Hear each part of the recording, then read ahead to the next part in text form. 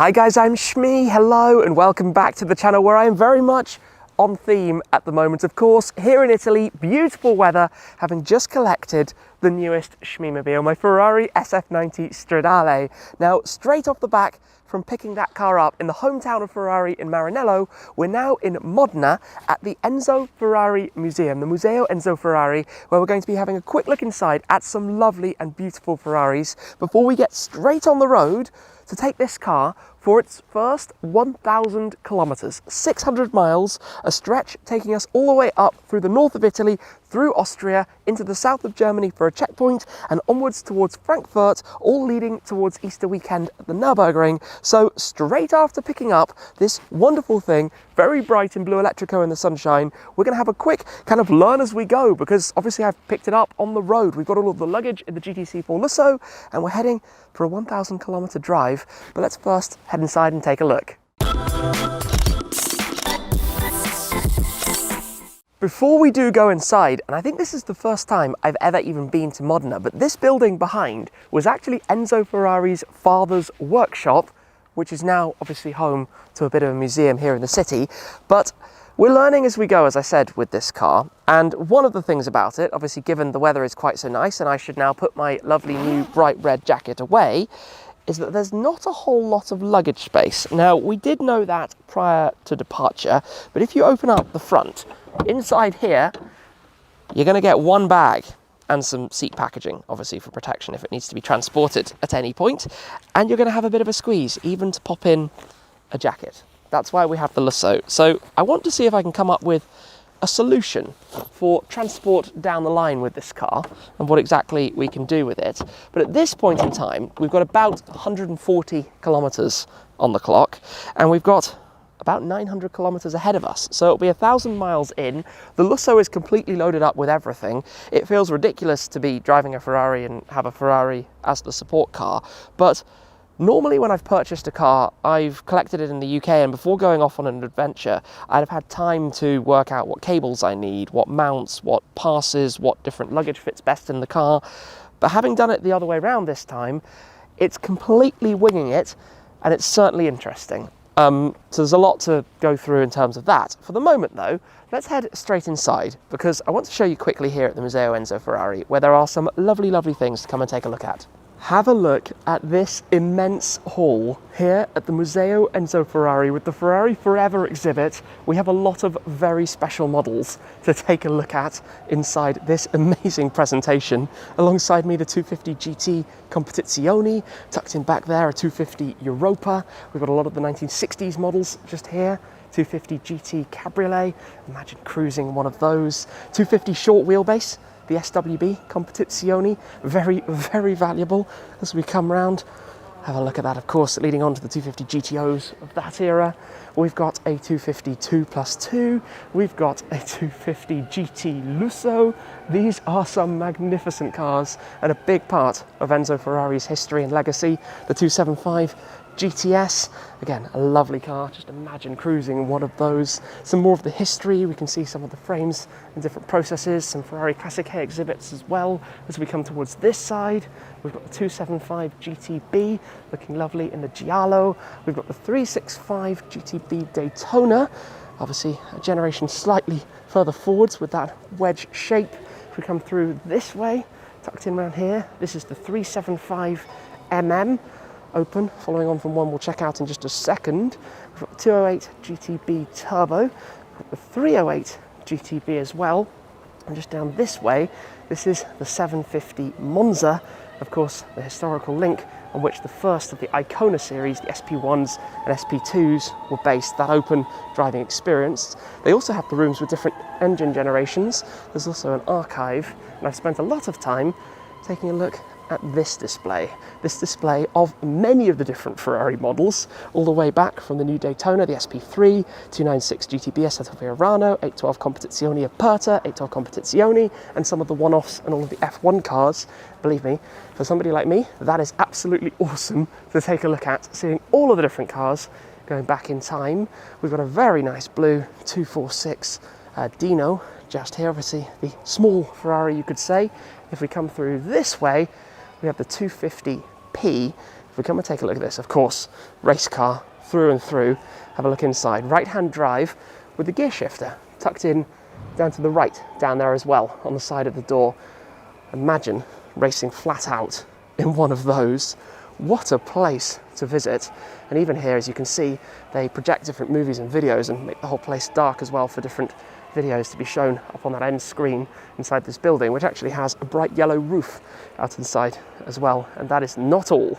Now this is an amazing room. We have the turbo V8 engines, so California 488. This is the F40 engine and gearbox as it happens. We have more of the naturally aspirated V8s, from the likes of the 430 back to the 355, and then we have some of the V12s all the way through to this, the 6.5 litre naturally aspirated V12 found in the 812 Superfast. Always lovely to take a look at. Something Ferrari do so well, the iconic red engine parts. The exhibition continues inside Enzo's father's workshop, the original location. We have a 250 Inter, followed by, of course, the F40, I think one of the most favoured of Ferraris of all time, and then a 2003 Formula One car. Obviously, Formula One has been a huge part of Ferrari's success, and to have that here as well is even more part of it, with my cars lurking just outside, where we'll head in a second. Well, this is quite nice as well. There's a lot more to see beyond the cars, including some items from the family that have been presented here. Enzo's spectacles from the 1950s, some of the furniture that was in his office, including a board meeting table that no doubt had a lot of fiery discussions held around it, plus some of the trophies on display in the cabinets, the model cars and the likes. All very, very nice to be able to see. Little did I know when I was inside that the SF90 was sitting right here, and I tell you what, in the sunshine, this thing looks amazing. Now, one thing obviously I already talked about was that prior to me officially collecting the car, we could say, it went to Topaz Detailing to get full paint protection film, and the beautiful thing about the way that Topaz do this is that you can't see it. You have absolutely no idea that anything's here. Even the headlights have protective film on them. The whole body, everything, the blue, the black, the lights, the carbon fibre, you name it, all fully protected, because I knew we would immediately embark on a very big voyage with the car. And I think I got a little muddled with miles and kilometres earlier. 600 miles, 1,000 kilometres ahead of us with this. Now, talking PPF, paint protection film, a few people got a little bit unhappy that I took this to wash it myself with a brush, and I know that's not the best, but one of the things with this Lusso is we agreed prior to collection that it was going to get the PPF refreshed, because it had already done an adventure and it already had a lot of bug splats, and it's got a lot more now. So we know we're going to be taking it back to Topaz, and we know we're going to be refreshing it and kind of showing how you can even restore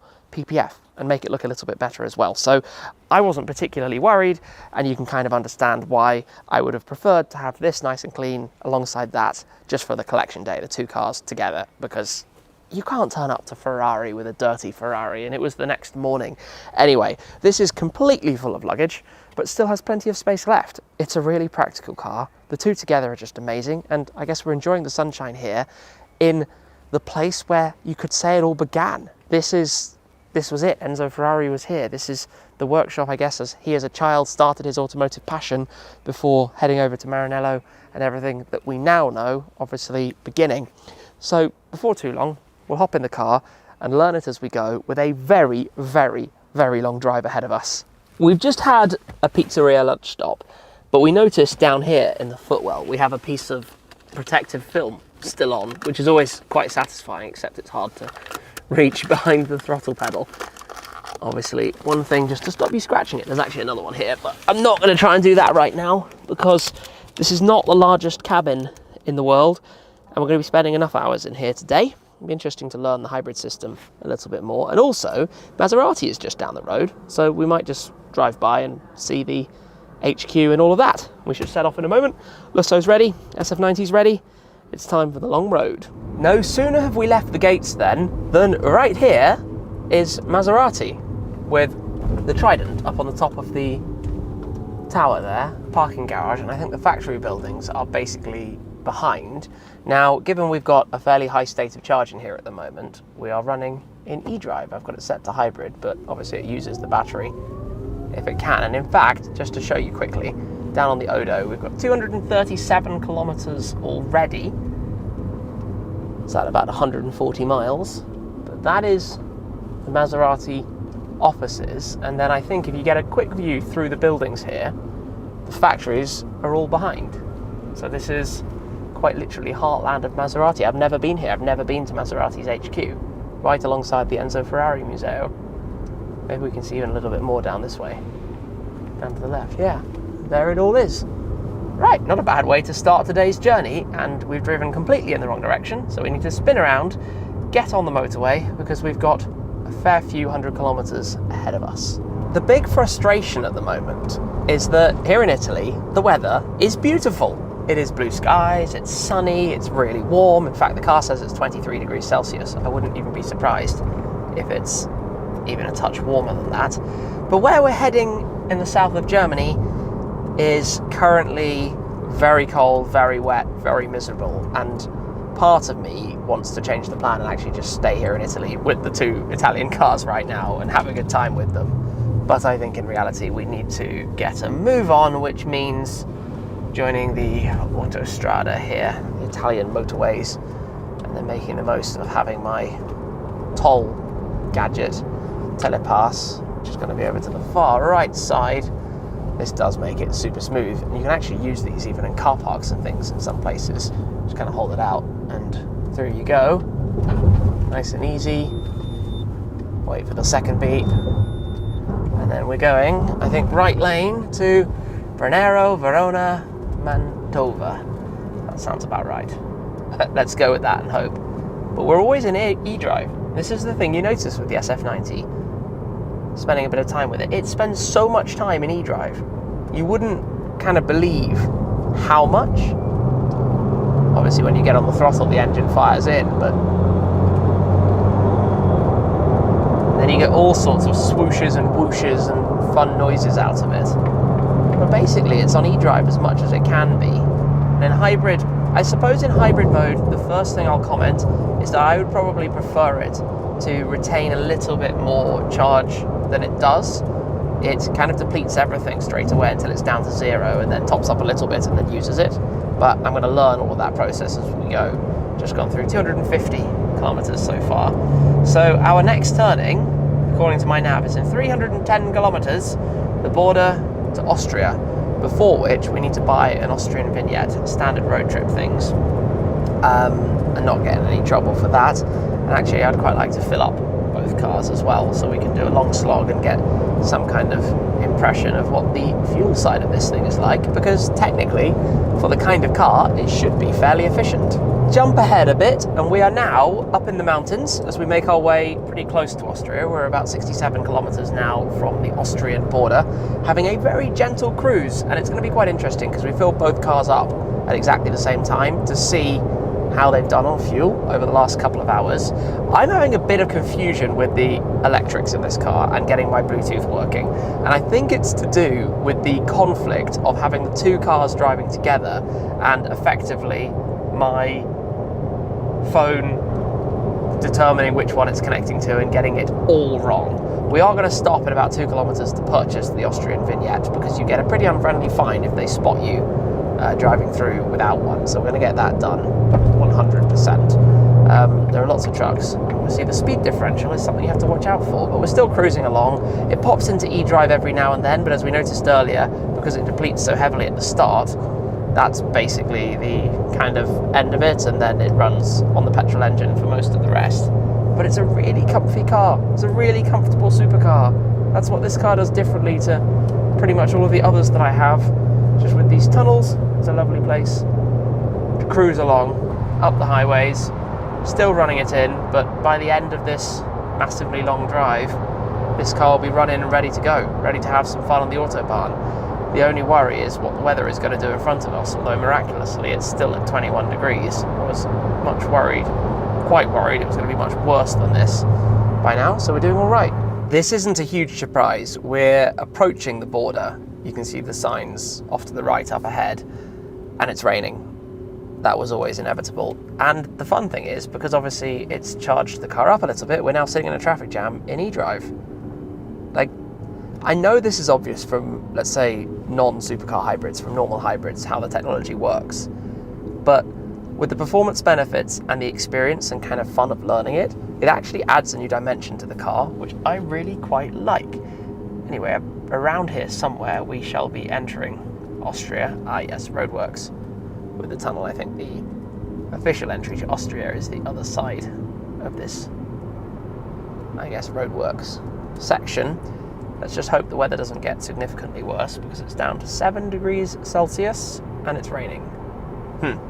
Oh well, the car was going to see some rain at some point, given it's eventually going to end up in the UK. This was inevitable, so no surprises there. This is perfect weather for driving a brand new 1,000 horsepower supercar.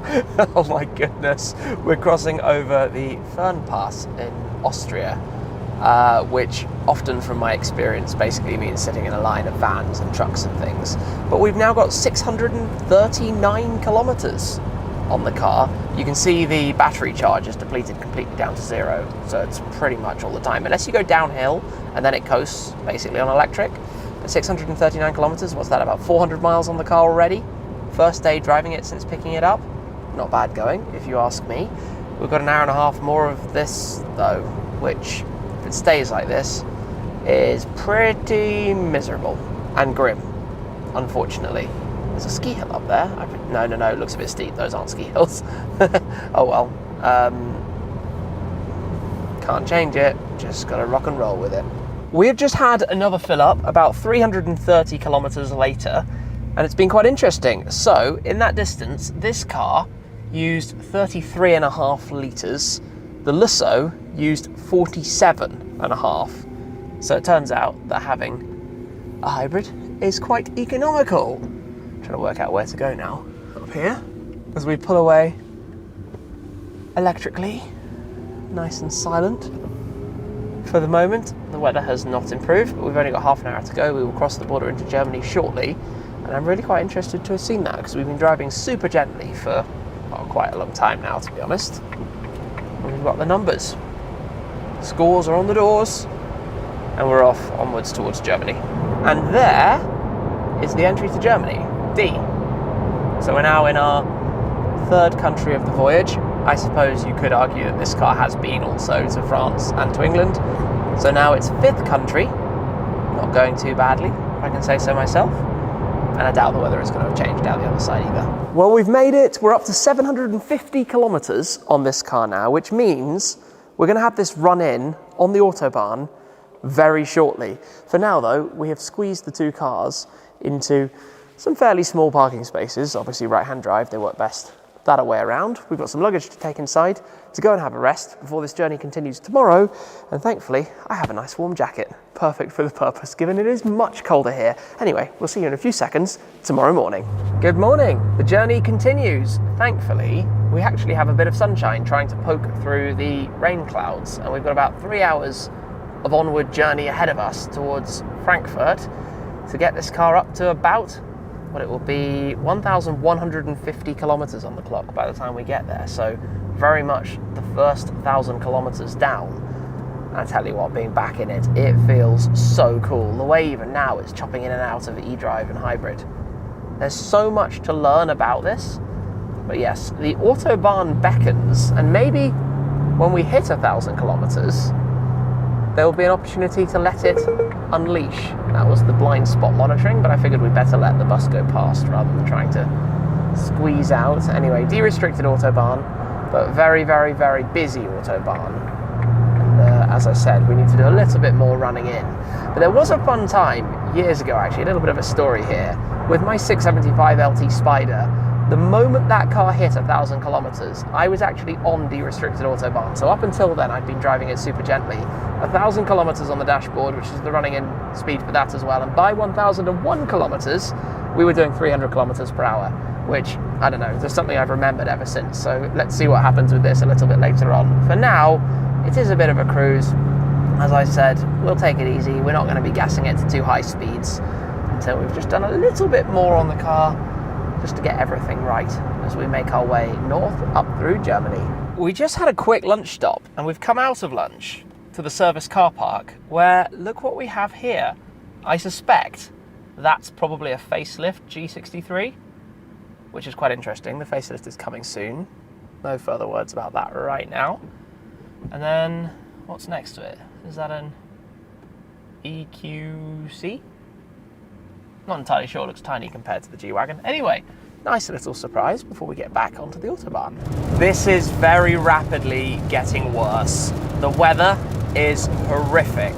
Now, we currently have 899 kilometers on the Odo, which means we are 90% of the way to officially being run in, and no doubt in a moment that's going to tick over to 900 as we have to get on the brakes because there is a truck that has pulled out right in front of. There we go, 900 kilometers.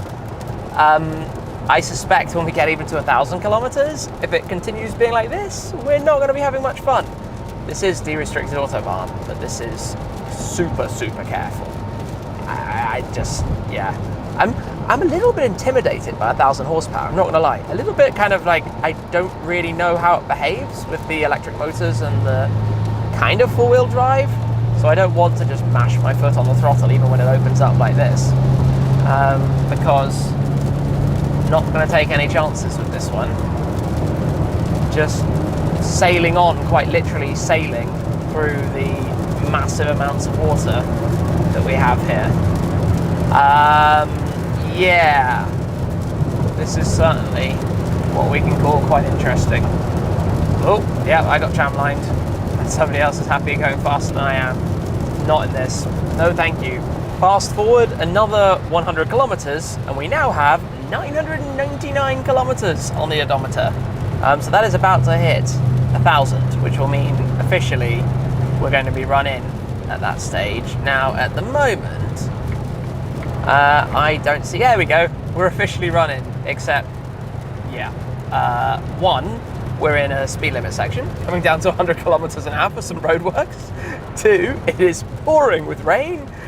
And three, yeah, this is not really about to happen. In fact, I'm even running it in wet mode, which is logical when it's like this. I have had the hybrid system in performance, which is independent to traction control and everything like that. So if you have that in performance or qualifying, it doesn't change the amount of traction and that kind of thing, like in other cars. So that being in performance has helped with charging up the battery, because I'm interested in how this works with topping that up. So up to 15 kilometers of battery range at the moment. 25 kilometers is the maximum, so about 16 miles, which isn't loads, but it's enough for a short hop in town and enough for just getting away from where you live quietly and silently, obviously that kind of thing. And driving in town, you notice that the engine kicks off when you get to a red light. It drives you away from the traffic light, for example, on electric, and then the engine fires in when you're going 20 kilometers an hour. So I presume that's all the way it's calibrated and calculated. Anyway, I don't suspect it's going to get any better today. I think we're going to be sitting in weather like this for the entirety of the rest of this journey, unfortunately. But I would love the weather to prove me wrong. I'm kind of trying to challenge the weather here, see what happens. As we make our way, we'll have another stop at some point for a fuel up. But otherwise, just keep on rolling. This was definitely not how I intended today to go. Yes, it has started to have some snow flurries. Now, it's not settling and it's still above 0, but this is not a very comfortable driving moment, hence why we're going 100 kilometers an hour on a de-restricted Autobahn. We're just gonna cruise this one out and hope that it all goes to plan. Not ideal. We've had a bit of a pause because the drive has been intense, but we are now arriving in Frankfurt. And of course, in recent years, I have spent an awful lot of time in Frankfurt, no longer with a base here, as you might have noticed from the last, I suppose, nearly 2 years now, but still very familiar to be arriving on this stretch of Autobahn, having driven here many, many, many times over the years. Just still with this much rainwater, I don't know how to kind of try and enjoy this drive. This is one of those, on paper, driving 1,000 kilometers in an SF90 seems epic. This has been really intense. The concentration and just being aware of surroundings to this level, and blind spots and just general mayhem. I'm trying to move out, but everyone's tailgating each other so closely. Look at all of these cars coming past us. Why in this weather do you want to be following somebody like that? That makes no sense. Oh well, people will do what they will do. We're just a very long way from the beautiful sunshine that we had when we set off from the Museo Enzo Ferrari. in Modena. That feels like an age ago, but it was just, well, just over 24 hours from now ago. Crazy. Well, the last 14 kilometers into the city centre, hopefully we will find a clear and dry place to park these cars up. We are parked up again then in yet another hotel garage. I don't think to this point I ever showed the key for the car. This is the reserve key, the second key, by the way, but it says SF90 Stradale on it, which is very, very nice. The car loves to beep away at you. When you unlock it, you get the double beep. When you lock it, you get a single beep, and there's a lot going on. And one of the confusing things that I've established about it so far is that you don't really know when you've turned it on, because it turns on obviously in eDrive first up, which is going to will take a little bit of learning and adjusting to. But we now have a total on this car of 1,153 kilometers. So we have driven it on that about, well, a little over 900 kilometers in that slog. Obviously over 1,000 kilometers since picking it up. Haven't exactly owned it for very long, and it's possibly done more miles than many SF90s will do in an entire year, or perhaps even in an entire ownership, which is kind of crazy, but that's what it's for. My first new Ferrari, a car that I've really wanted to do a lot of driving with. I know the Assetto Fiorano question comes up a lot. I chose not to go for Assetto Fiorano because I want this to be a car that I use on the road. It is a road supercar. I've got a ton of track-focused supercars in the garage.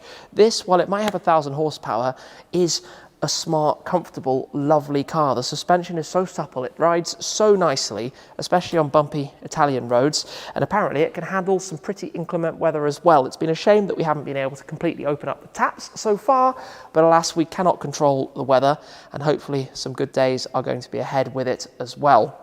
For now, the thing that I suppose has impressed me, but I should have expected it, is that for a supercar, it is super economical. We're talking in the region of 28 mpg if you go UK style on the long slogs, which is like equivalent almost to my Focus RS, to put this in perspective.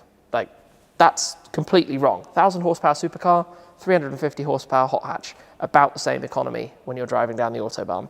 That is what it is. GTC Forlasso has now done probably 2,500 miles, 4,000 kilometers on this trip.